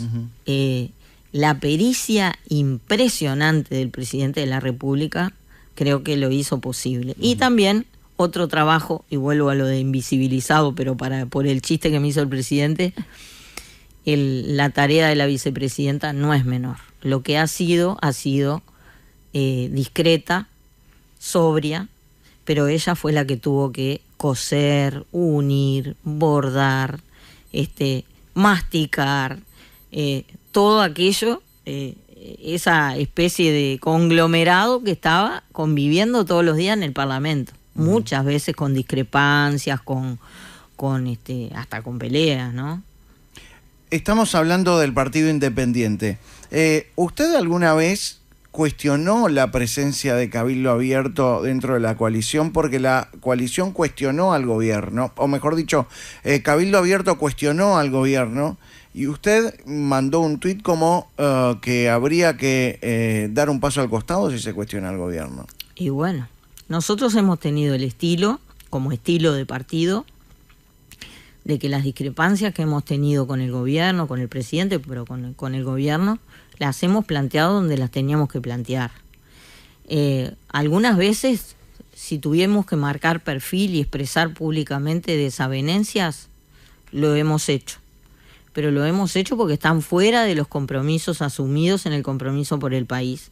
Y porque lo hicimos, como diría también el presidente, por la positiva. Esto es, no diciendo el gobierno tal cosa, no, diciendo nosotros pensamos esto, pero no atacando el gobierno del que formamos parte y en el que teníamos un ministro y como 14 funcionarios. Entonces, ¿cómo vamos a estar criticando al gobierno hacia afuera, cuestionando cosas, incluso hasta moralmente al gobierno, si nosotros somos parte del gobierno? Entonces no nos podemos autopercibir oposición si somos parte del gobierno. Usted, hablando que es parte del gobierno, es directora de InMujeres. Sí. Cuéntele a la gente de qué se trata InMujeres. ¿Cómo nace InMujeres? Está bueno la pregunta porque muchas veces algunos me lo dicen, otros con la cara me doy cuenta que me lo preguntan. ¿Qué es eso? ¿Qué es lo que hace InMujeres? Entonces está bueno explicarlo. InMujeres se creó en lo que se llaman en el mundo los mecanismos de género. Como hay países donde son ministerios, por ejemplo, en todo el Mercosur son ministerios. Ahora Milei sacó en Argentina, pero había ministerios hasta hace poco, en Chile, en Brasil, en muchos países de América Latina y de Europa, del mundo occidental, hay ministerios de la mujer. En otros son secretarías presidenciales, en otros son... Bueno, acá es el Instituto Nacional de las Mujeres, que fue creado en el año 87 durante el primer gobierno de la democracia, a instancias de la doctora Adela Reta, entonces ministra de Cultura. Adela Reta del Partido Colorado. Sí, exacto, ella era la ministra de Cultura. ¿InMujeres no es una creación del gobierno de izquierda? No. Porque la izquierda lo muestra así. Así como el activismo de género no es una creación de la izquierda. Las mujeres del Partido Colorado han tenido un compromiso y una lucha muy importante para lograr consagrar derechos para las mujeres desde, diría, principios del siglo XX. Y por supuesto que hubo un montón de mujeres nacionalistas que también lo hicieron. Y también mujeres del Partido Socialista particularmente, que también lo hicieron. O sea que esto no tiene una etiqueta partidaria. Y en ese sentido, en el año 84, cuando se formaron las mesas de la concertación, que eran mesas de distintos temas, que se formaban entre gente de todos los partidos para ponerse de acuerdo en algunos puntos para cuando se recuperara la democracia. Había una mesa de la concertación que era de mujeres. Y obviamente que el chiste era, todas esas mujeres mañana terminan todas agarradas a los pelos. Bueno, la concertación creo que dura hasta hoy. Ese grupo hasta hoy trabajamos juntas. Y eran todos los partidos. Había periodistas, ahí estaba la queridísima Cristina Morán, había otras periodistas, había mujeres comprometidas, académicas, de organizaciones sociales y de partidos políticos, de todos los partidos políticos. El Partido Colorado, sí. La doctora Adela Reta fue quien creó el Instituto Nacional de las Mujeres, que después fue creciendo, pero las comisarías de la mujer se crearon durante el gobierno de Lacalle Herrera. La primera ley de violencia doméstica, la 17514, se aprobó en 2002 durante el gobierno de Jorge Valle. O sea que esto es una construcción que ha venido porque culturalmente se necesita. A ver, ¿qué es lo que hacen mujeres? El cometido de mujeres es tratar de reducir las desigualdades entre hombres y mujeres que implican un perjuicio para las mujeres. ¿En qué sentido? Bueno, si vos mirás Ay, yo te tuteo, tú me tratas de usted, pero yo te... Porque es una sexagenaria. Debe ser por eso, claro. te veo como alguien mucho más joven. Estamos ahí. Te estaba diciendo, el mercado laboral. Las cifras son muy significativas en cuanto a la desocupación. Hay muchas más mujeres desocupadas que hombres. Lo hemos reducido en nuestro país. En este periodo. Sí, claro. La desocupación anda en el 9 y poco, pero entre los hombres es del 7 y pico, casi 8, y entre las mujeres es de casi el 11. Lo mismo la tasa de actividad. Hay una brecha de 15% entre la tasa de actividad y entre hombres y mujeres, 15%. ¿Dónde está el problema? Porque es en todos los ámbitos que eso sucede. Desde, entre, por ejemplo, en el mercado de la tecnología, todo eso, hay poquita brecha porque hay mucha demanda de profesionales. Pero ni que hablar, servicio doméstico, pero te digo, en todas otras áreas hay una enorme diferencia. ¿Por qué? Porque las mujeres hacemos lo que llamamos el trabajo no remunerado, esto es los cuidados. Nos ocupamos de los niños, de las niñas, del trabajo doméstico, de las personas mayores, de las personas con discapacidad. Y eso, ¿siente que los hombres hoy también ocupan ese trabajo no remunerado? Sí, por supuesto. No es como antes. Nosotros tampoco hicimos una cosa que se llama encuesta de uso del tiempo, que si vos lo contás, por eso te digo la tendencia a la caricatura. ¿Qué es esto? ¿Gastan plata para hacer esto? La encuesta de uso del tiempo, que lo hicimos con plata de la cooperación, ya hizo por las dudas, mide cuántas horas dedican al trabajo los hombres y las mujeres y a qué tipo de trabajo. Lo que indica la encuesta de uso del tiempo es que las mujeres, de toda la masa de trabajo no remunerado, hacemos más el 66%, 2/3, y los hombres 1/3. Y que toda esa masa de trabajo no remunerado que hacen todas las personas equivale a un 23% del PBI del Uruguay. Y por lo tanto las mujeres aportan un 16% al PBI sin recibir remuneración. Entonces, no decimos que el Estado tenga una responsabilidad, no vamos a pretender que el Estado se haga cargo del cuidado de todas las personas. Sí, de poder apoyar a las personas, pero básicamente sabemos que termina apoyando a las mujeres que cuidan para que puedan terminar sus estudios, para que puedan engancharse al mercado de trabajo con más horas, para que puedan desarrollarse como profesionales, etcétera. También tenemos que promover la igualdad en los cuidados. Esto es, que con el nene o la nena, te quedás vos, me quedo yo, tengamos un reparto de responsabilidades.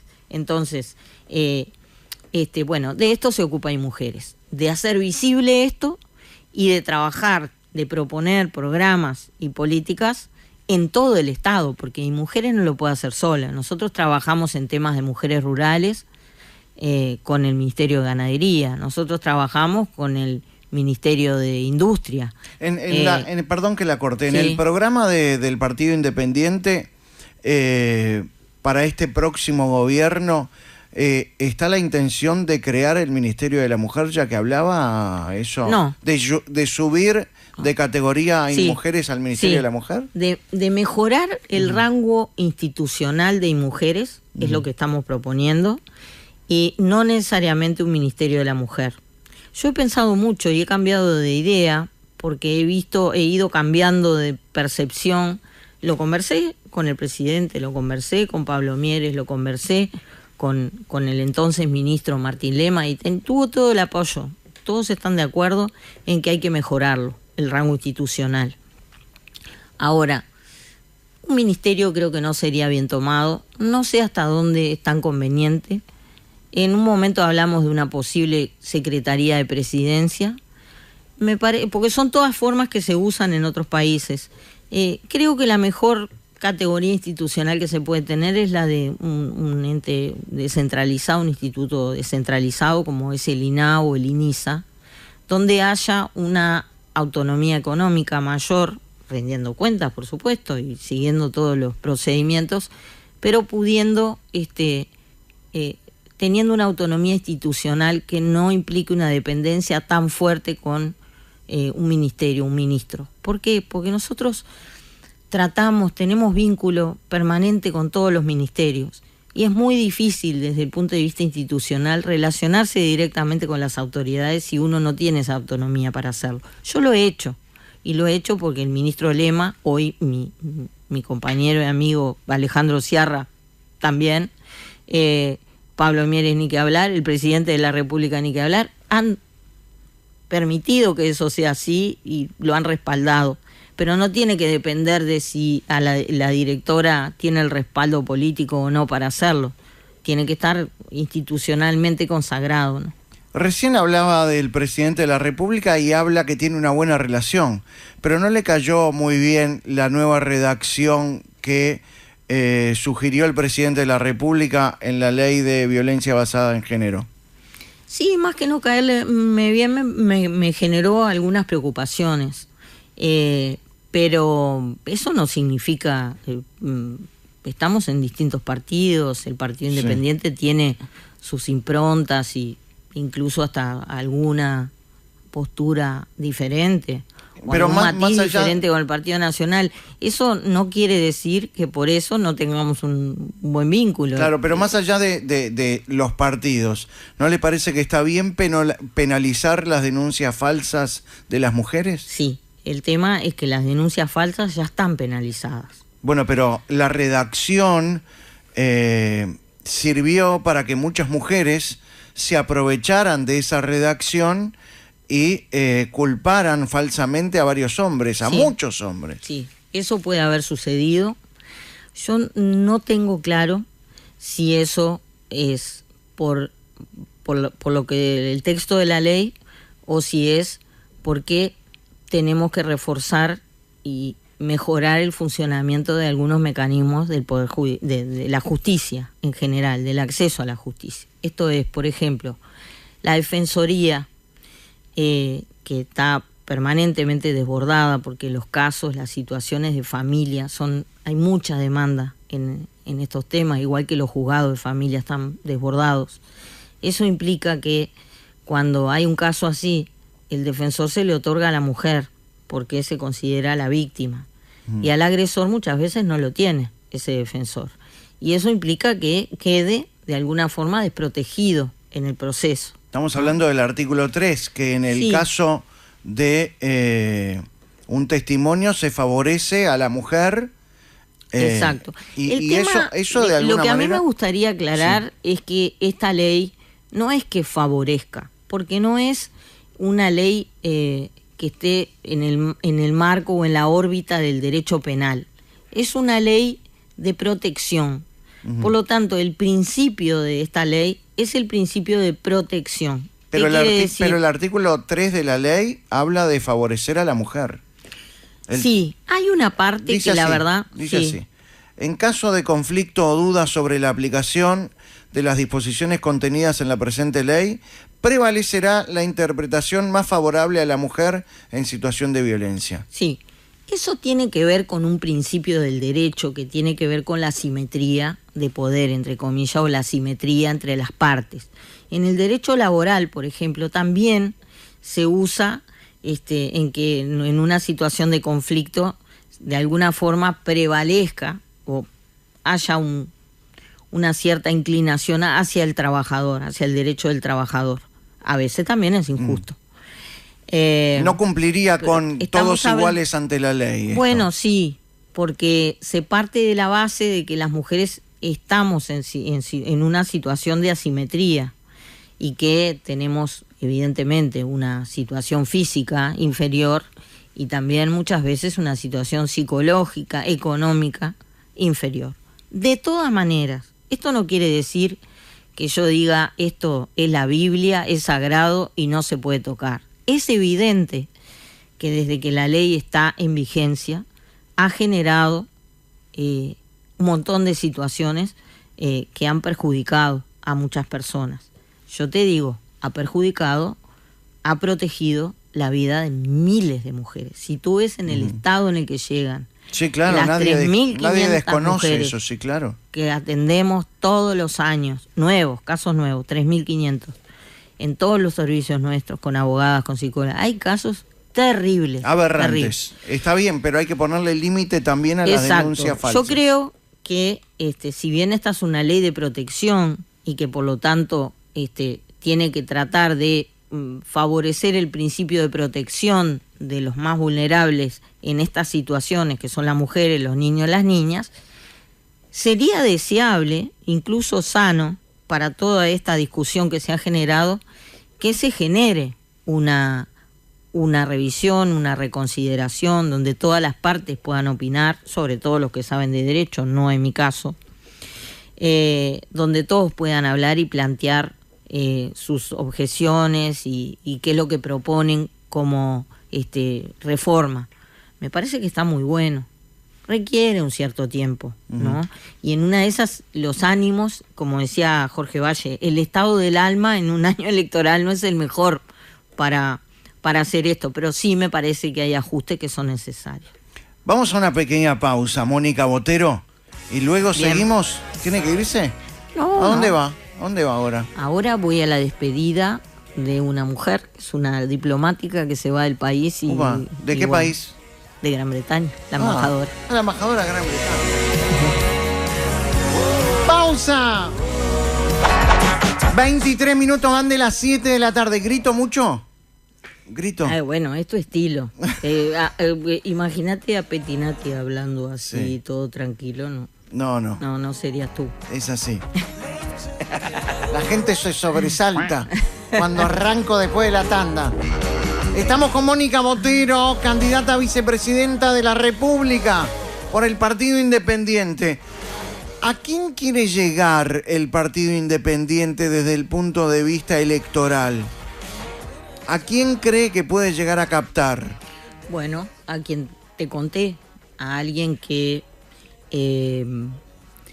a las personas que tienen una convicción por la democracia, por sobre todas las cosas, que respetan la libertad, que respetan la democracia como sistema, como forma de vida, que creen, por supuesto, en la economía de mercado, en que es la productividad de las personas, la educación, la educación como forma de salir adelante en la vida por medio del trabajo, de la superación personal, que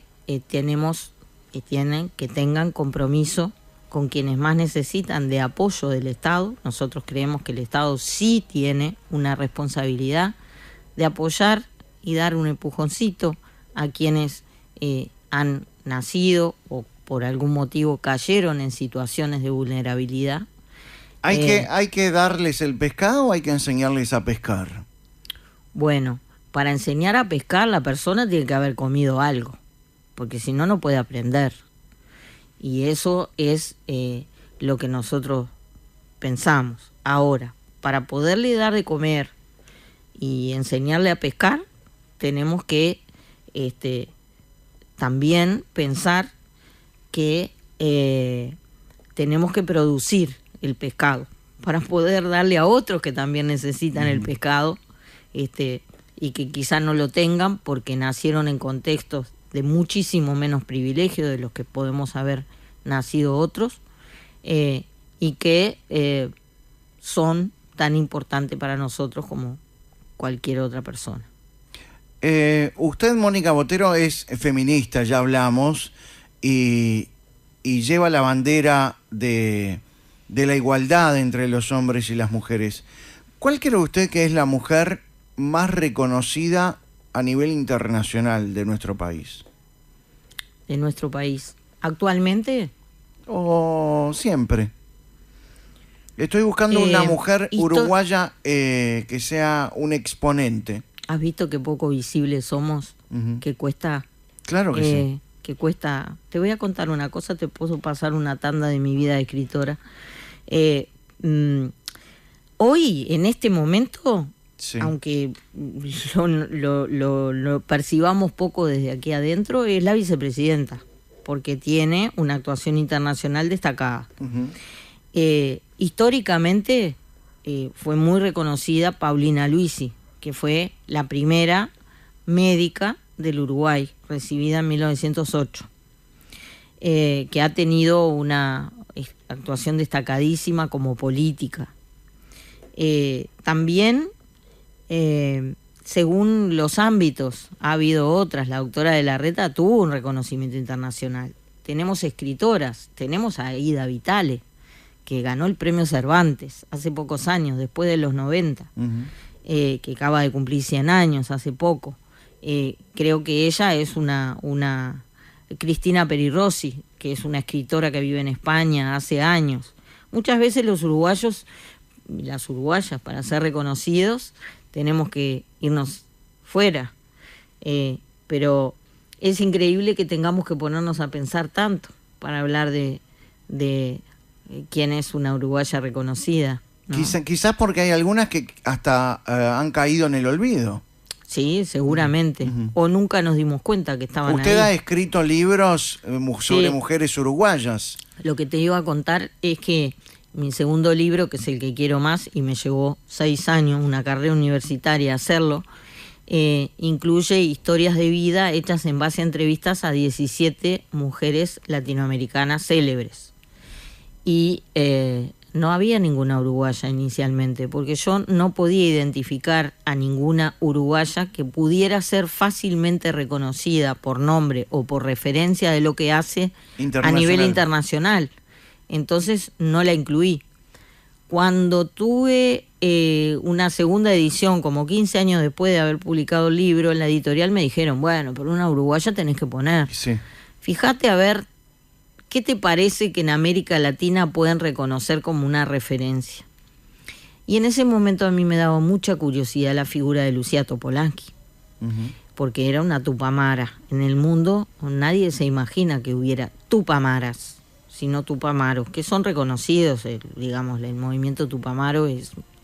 Y no tenía guerrilleras en el libro, no había ninguna que hubiera participado en una guerrilla en su país. Dije, bueno...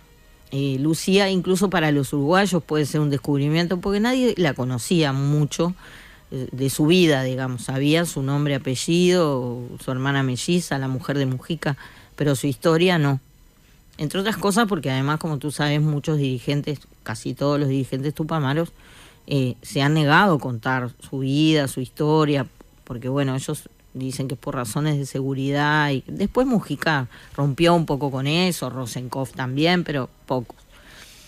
Y bueno, y le hice una serie de entrevistas y allí publiqué su historia, siempre respetando el punto de vista de quien lo cuenta, con algunas acotaciones mías de contexto. Y bueno, fue la que incluí, pero durante 15 años ese libro... incluyó a 17 latinoamericanas, pero no había ninguna uruguaya. Me quedé pensando en que el MLN, los tupamaros, trataban de mostrarse como un grupo de hombres, ¿no? Sí. Y las mujeres... Y las mujeres hasta, sobre todo Lucía y su hermana, eran quienes ajusticiaban y elegían a las víctimas para matar. Hombres también lo hicieron. Claro. En eso me parece pero que... Pero no era que tenían un lugar mínimo o diferente. No, me parece que ahí está la leyenda, ¿no? Que como son mujeres le pone un poquito de pimienta a la leyenda. Eso no sé, y no sé si se va a poder saber alguna vez. Pero sí es verdad que las mujeres del movimiento tupamaro no tuvieron, o sea, esto de la invisibilidad es para todos lados, ¿no? Ellos nunca destacaron las figuras de sus mujeres, nunca promovieron que se contara sus historias. Acá hubo rehenas, y eso no lo sabe casi nadie. Hace unos años salió un libro con la historia de las rehenas. Nadie supo que hubo rehenes mujeres. Está diciendo rehenas de obvio, manera... porque es una forma de decir que hubo mujeres rehenes también. No, porque hay gente que está escuchando porque es radio y dice, ¿está diciendo rehenas? Sí, claro. No, es el libro que salió hace poco, que creo que es una reedición del original, se llama Las rehenas. Y claro, es una forma de decir hubo mujeres rehenes también. y esa historia se conoce muy poco. Y hubo una fuga tan épica como la de Punta Carreta, de las mujeres que la conocemos, los viejos, los que nos hemos dedicado a leer ese tema, que fue una fuga de las mujeres, las tupamaras que inicialmente antes de la dictadura estaban presas en Cabildo, en la cárcel de mujeres de Cabildo. En la calle Cabildo. Y se fugaron en la misa, por la iglesia, por la capilla de Cabildo. Y bueno, yo tuve el privilegio de entrevistar para mi primer libro a Jessie Maki, que fue quizá la más legendaria de las dirigentes tupamaras, gran amor de José Mujica, ¿no? Antes que Lucía. Lucía también tenía una pareja anterior, y Jessie era una mujer bellísima. Entonces, en toda una generación era como el símbolo de la guerrillera. Iba a decir era una bomba, pero... Era. No, pero se puede asociar. Cuando hablé con ella, para el libro, para mi primer libro, ella estaba muy desencantada, un montón de cosas, y me contó, está publicado ahí, ella tuvo una hija dentro de la cárcel, y durante muchos años sus propios compañeros que estaban en el penal de Libertad creían que era de un militar la hija, y ella había tenido la hija y la había concebido deliberadamente con la complicidad de un par de guardias en una visita, en un cuartel. No, porque él también era preso. Uh-huh. Y ese hombre, cuando lo mandaron a libertad, él dijo que era él el padre de la hija de Jessie. Y bueno, ahí las cosas se aclararon. Pero bueno, esas son historias que están poco contadas, porque eran mujeres, yo qué sé, tenían poca épica. Y los tupamaros varones los contaron poco esas historias. No sé si es que los pone incómodo, como a todos, tupamaros y no, hablar de la vida privada, de cuestiones vinculadas a la vida privada, pero a la vida privada no del chusmerío amoroso, a la vida privada de cómo viviste la cárcel siendo mujer, cómo vivís la tortura siendo mujer, cómo te decidís a dedicarte, a sumarte a la guerrilla siendo mujer. Cuando tenés 23 años te entras a plantear si querés ser madre o no, pero estás en una tatucera. O sea, esa es una experiencia que a mí me parece muy interesante. Uh-huh. Y esa experiencia nunca... No sé si la consideran que no tiene épica. Para mí tiene un montón de épica, pero se ha contado muy poco. Gracias, Mónica Botero, por venir. Nos vamos a ir con el Sino Paso, ¿quiere? Gracias a ustedes. ¿Quiere? ¿Sí? ¿Quiere irse con el Sino Paso? Bueno, ahí donde está el problema, ¿no? Por lo que venía nerviosa, pero dale. Si quiere, no... Dale. Llega a malos pensamientos. Si quiere, no lo hace. Dale. No, paso. Solo una respuesta. Sí. Solo una palabra. ¡No! Solo una contestación. Paso. Ante cada pregunta. Sí. ¡No! Paso. Usted va a tener que responder varias preguntas y las respuestas posibles son 3. Sí, no, paso. Paso solamente en 2 oportunidades. No son difíciles, son fáciles. Es una hoja nada más. ¿Es necesaria la creación de un Ministerio de la Mujer? No. ¿Gustavo Subía es un retrógrado? Y sí. ¿Ideológicamente siente mayor cercanía de los sectores moderados del Frente que de Cabildo Abierto? Ni uno ni otro. No, sí, no. Ni paso, ni sí, ni no. No me siento cercana a ninguno. Le voy a preguntar nuevamente, a ver si podemos encontrar una respuesta. ¿Ideológicamente siente mayor cercanía de los sectores moderados del Frente Amplio que de Cabildo Abierto? Puede utilizar un paso, ¿sí? Bien. ¿Cree que Cabildo Abierto es un partido de sesgo machista? Sí. ¿Los partidos políticos diseñan estrategias para evadir la aplicación de la ley de cuotas? Sí. ¿La decepcionó que fracasara el proyecto de ley de paridad de género para cargos electivos? Sí. ¿Se puede ser feminista y de derecha? Sí. ¿Hay mujeres que han abusado de la redacción dada a la ley de género?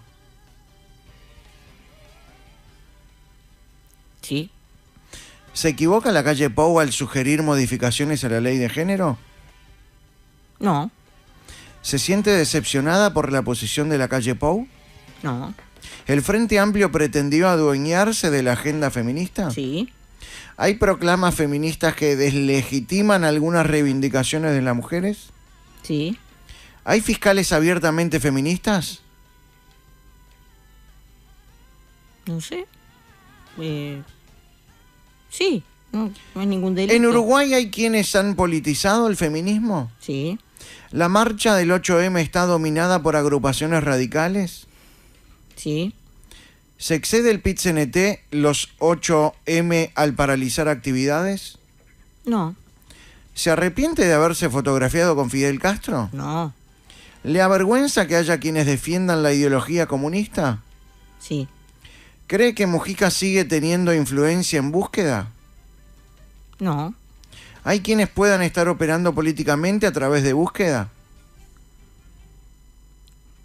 No. ¿Extraña el periodismo? No. ¿Cree que volverá a ver a Liverpool campeón uruguayo? Claro, sí. Vaya. Gracias, Mónica Botero, un placer. Gracias a ustedes. ¡Nos vamos! Gracias a todos. Hasta mañana.